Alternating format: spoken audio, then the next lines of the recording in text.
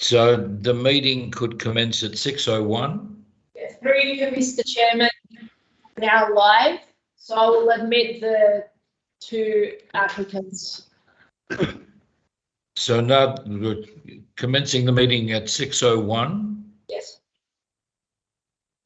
And we have some speakers who will wait to be asked to address the panel. Do we have Mr. Is it Cody or Cady? Ian Cady. Yes, I'm sorry. Thank you, Ian. And also Mr. Klimas and Mr. Glendenning. I'm sorry, my voice is just beginning to go. So if I lose completely, then someone else will have to talk. Anyway, the meeting is open at 6:01 and welcome to the Bayside Local Planning Panel.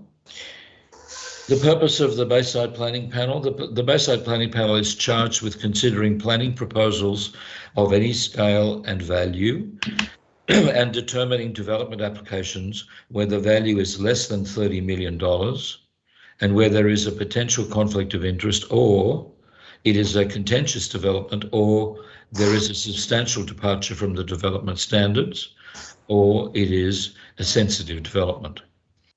Council itself no longer considers these types of developments. In particular, the panel must consider development applications which have attracted 10 or more unique objections in a public meeting. Others can be considered outside of a public meeting. All decisions are published on Council's website normally within 10 days and hopefully sooner. Live streaming. This public meeting is being recorded and is live streamed to Council's YouTube page. The recording is an official record of Council and may be made available to persons upon request in accordance with Freedom of Information legislation in brackets Government Information Public Access Act 2009. Applicants and members of the public that have registered to speak on an item will be asked to unmute their phone or computer at the relevant time to address the panel and to answer any questions. Alternatively, members of the public may have registered for the meeting by making a written submission, which will be provided to all panel members. Once the panel has heard from all the speakers, including applicants, we will either make a decision during the public meeting or adjourn to consider our decision. As previously mentioned, all decisions of the panel are published on the website.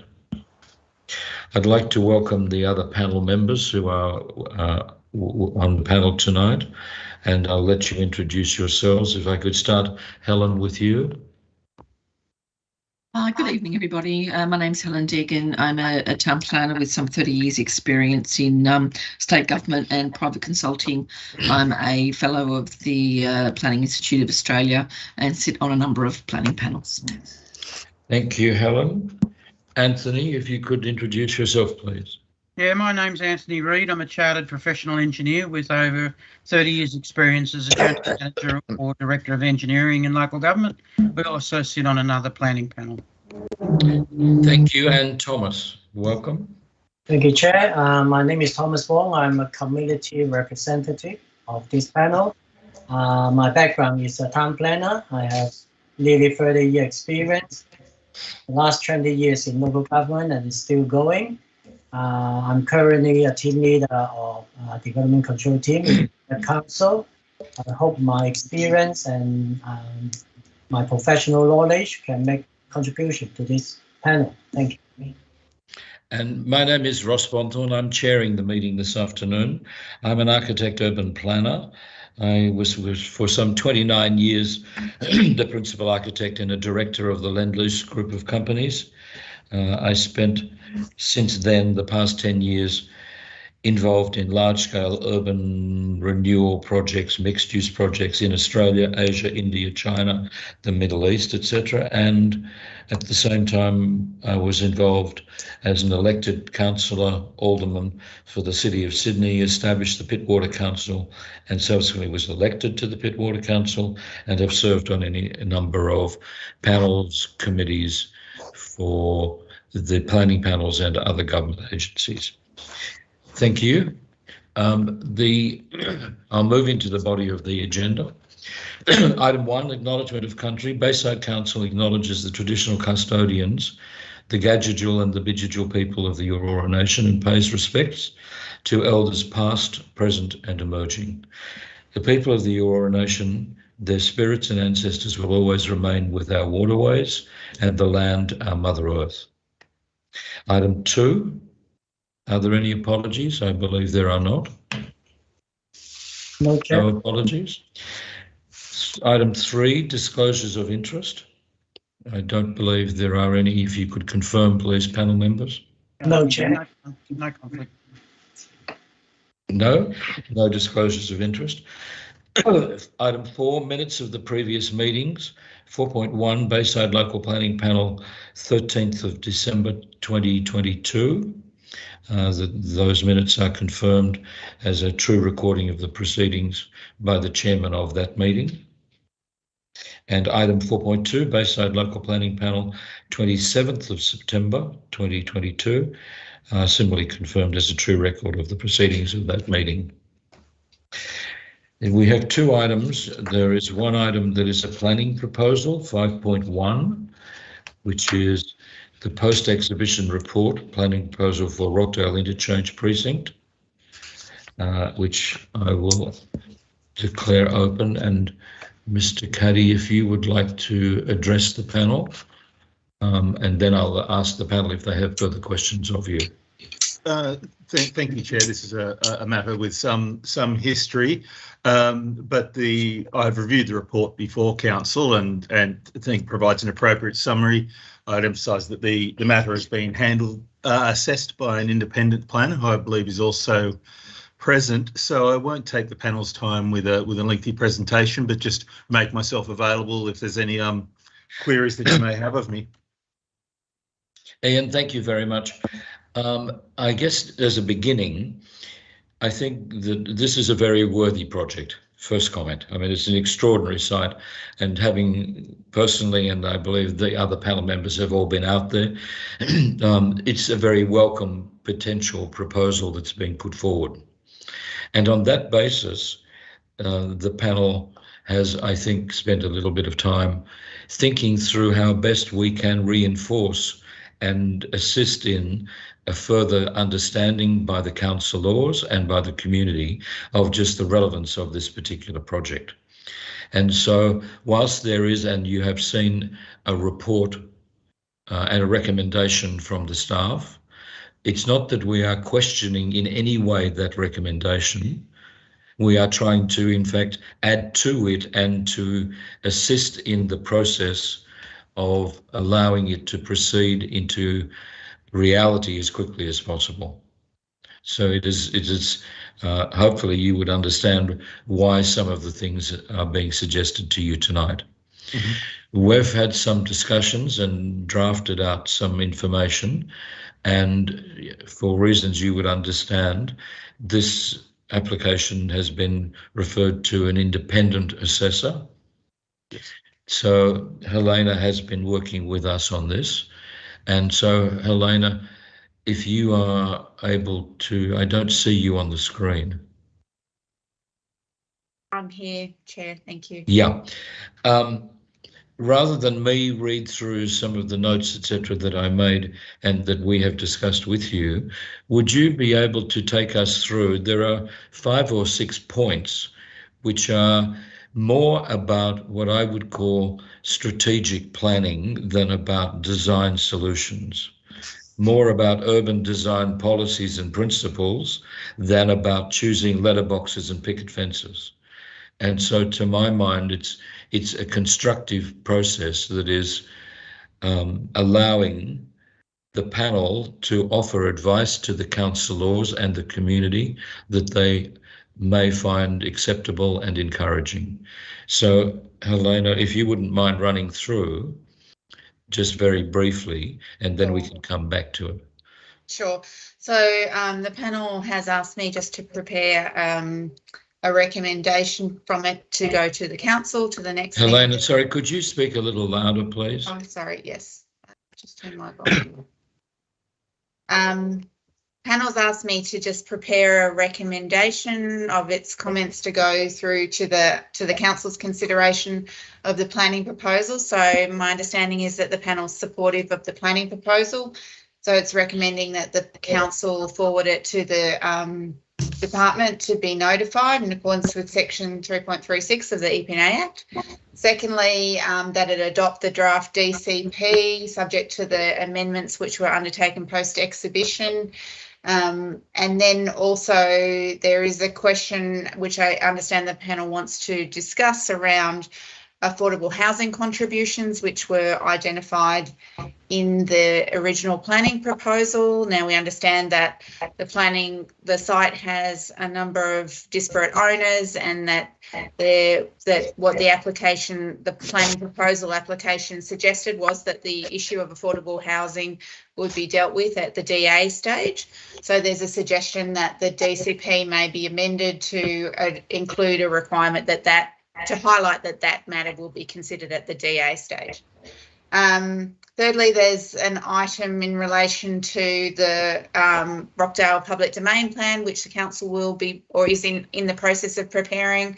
And that's really suggesting to council that it looks closely at the interface between the site and the public domain, particularly in respect of the through site link, which is a significant public benefit of the proposal, and also the Jeeves Avenue and the Tramway arcade frontages. So ensuring that council does some further work in relation to the public domain interface on those frontages and the through site link, and also looking at the role of how each of those public domain areas functions within the broader precinct. And finally, the panel is suggesting that ask the council to note that the design excellence provisions which are being introduced as part of the Bayside LEP 2021 Amendment 1 will apply to the site. So obviously any future DA will be considered under those provisions, and in addition that a detailed traffic impact assessment would be required at the DA stage, which will ensure that any traffic and access impacts are acceptable. And then finally that the broader Bayside DCP considerations would apply to the site once that DCP is adopted. So those are the matters that the council has been, that the panel has been considering and is looking to put recommendations to the council in respect of. So, Ian, it is, as I indicated, the intention is in fact to reinforce and to assist in the process in a way which some of us, and I guess me personally, think that the gateway process at times needs more understanding and more development in thinking. And so this is such a significant project. It has got potential to unlock a great number of things.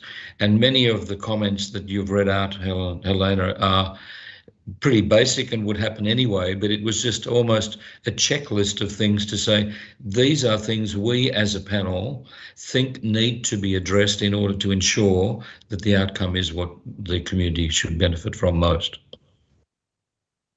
And certainly I don't disagree with anything that Helena said. I think, the site is clearly a transit-oriented site in accordance with all relevant strategic considerations. I think it's quite a typical example of what would be expected from a good planning process. And obviously those matters such as affordable housing, we would accept the council's normal provisions of affordable housing to be implemented at DA stage.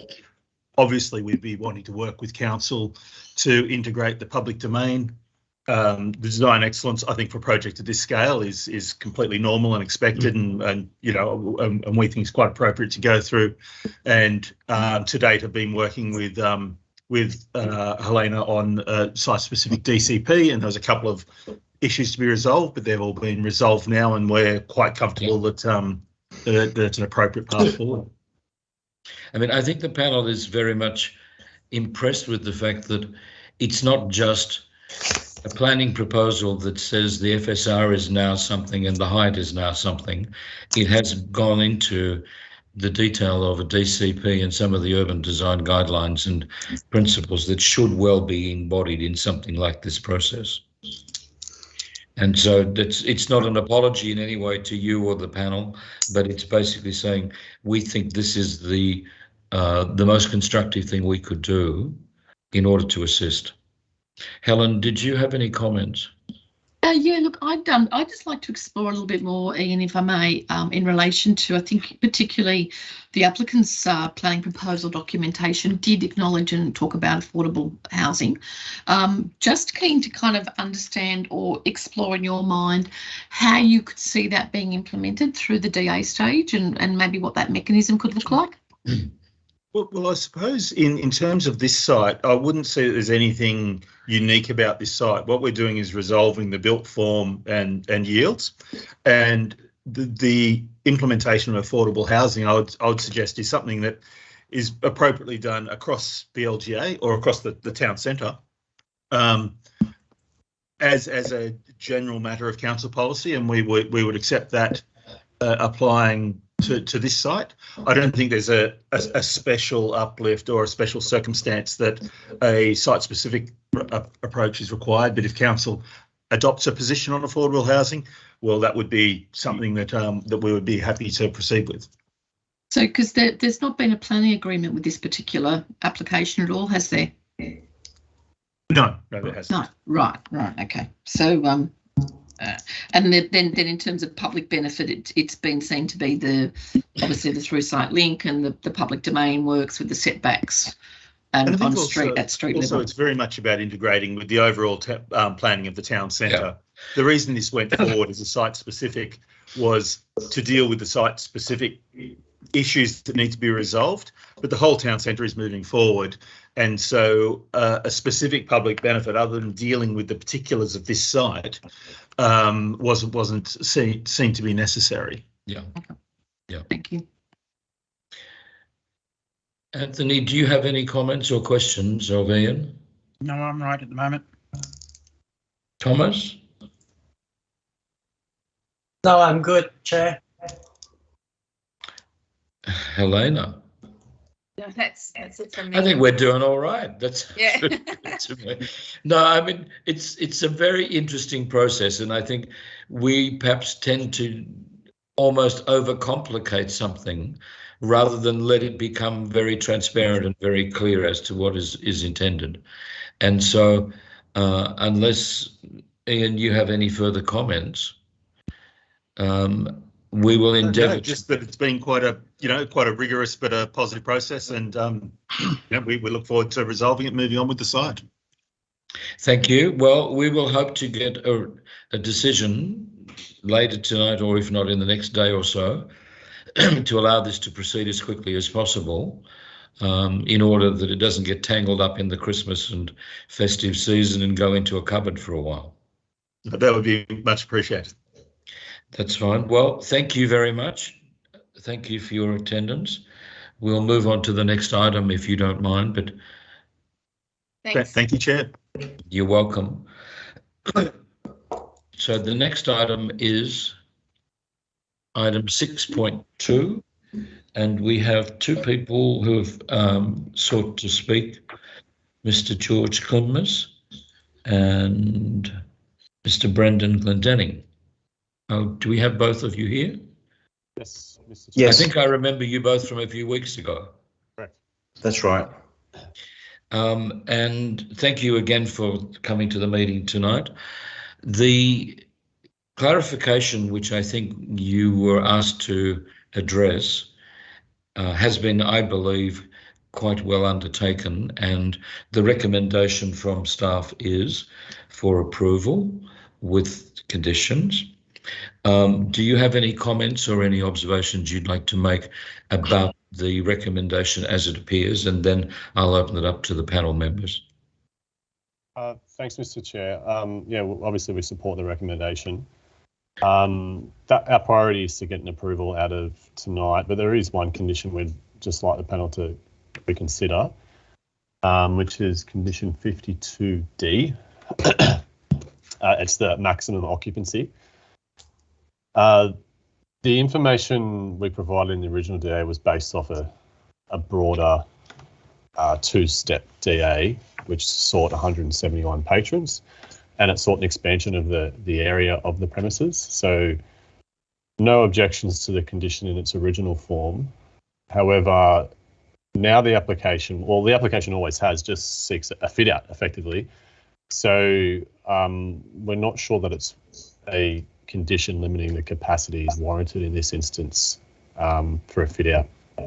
So we would request that condition 52D is deleted. There will be a DA in the future which does seek the 171 patron capacity, which is the number that's crossed out in favour of 62. So there is an intent to eventually voluntarily impose a limit on patron numbers at this site. But given the existing restaurant, which is the exact same size as the proposed restaurant, doesn't have this limitation, we think it's appropriate to retain the use without that limitation. Yeah. Brendan, where did it come from then? What was the history of the number that was nominated? Yeah, we volunteered the information on. Alan, you're probably not aware that you might be aware that we were originally sort of working with council at having a single DA that dealt with the external areas, and then there were some issues with obtaining owner's consent from Crown Land. So I saw that. Okay, you're aware of that. So we had volunteered this information on the basis that we thought it was part of a broader application seeking an expansion. And in that case, we completely agree there needs to be a cap on patron numbers. But now what it boils down to is this application sits on its own as just an application for a fit out. Well, it's a little more than a fit out. Correct. There's an expansion of it's hours. Seeking hours of operation, it's seeking hours of delivery, it's seeking a number of other things which are conditioned as well. And so in that sense, I think as one of the original people who sought to have this deferred, we were wanting those things clarified and confirmed. And the numbers were very much part of the confusion with the 171 versus 62, which you can well understand why people would be saying, what is the reason for a 171? There were no drawings, no layouts and things. And so and I guess the panel will have to consider your request, but be aware that it was one of the things that the previous decision for deferral was seeking very much clarification of numbers because of things like toilet facilities. Right? I mean, it's not just a few sofas being put with some tables and chairs. There is a significant amount of other work that's involved in this exercise, and the recommendation for approval with conditions addressed, I think, the issues that were raised by the panel previously. That's fine, Mr. Chair. I mean, we're not looking to muddy the waters in the recommendation. I guess another way to look at it is you could probably argue that all those other operational conditions might not be relevant in this instance either, other than the hours, because that's what we're seeking, the 6 a.m. to 8 a.m. trading. But we're happy to accept the recommendation as well. We just had a question mark over that condition. Yeah, I mean, if, as you indicate, that you're putting in a further DA, then why would you complicate this process with something if there is something else coming?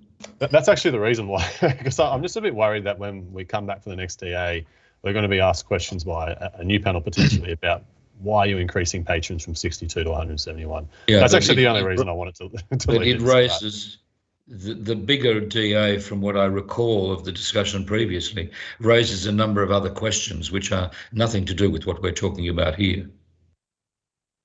Could I ask, I do know, when I was reading, there was acknowledgement of existing use rights from an approval some time ago for a restaurant use.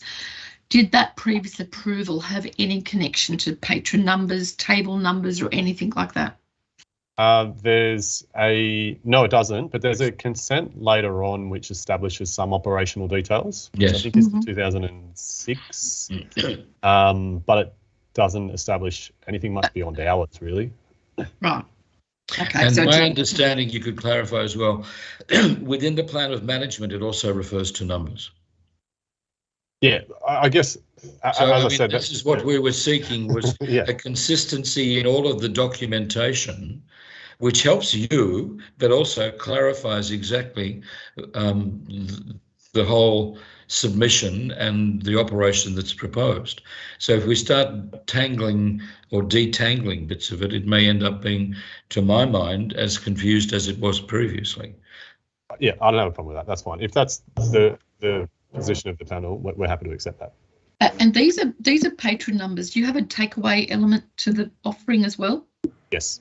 So the numbers that we're talking about aren't going to restrict any of that. It's No, that's going right. to restrict Yeah, it's not a fundamental bums issue. on seats. It is really just about, I want to make sure the second DA goes through as smoothly as possible. That's really why I'm making the request, but we can deal with that when it comes to it. I mean, being repetitive, it's for clarity. One of the biggest questions that was raised about the numbers was the toilet facilities that would have to be provided. Yeah. And so once you get above the 60 sort of number, Yeah. then potentially it got to be, where do you use or provide additional toilet facilities? And there was a whole question about using the existing clubhouse toilets and public. I mean, it got so complicated that I think, frankly, what you have done is to simplify it to a stage where it's a very simple application, and if there's something separate about a different application, then it'll be considered separately. Happy with that as well. All right, thank you very much. Do the panel members have any other questions? No. No, Chair. So you can expect an answer, hopefully very soon. Wonderful. The recommendation is for approval with the conditions, as you have seen. So thank you very much for your time. And on that note, I'll close the meeting. Likewise, thank you, panel. Thank you. Thank you. So the meeting is closing at 6:28. And thank you for your attention. Thank you.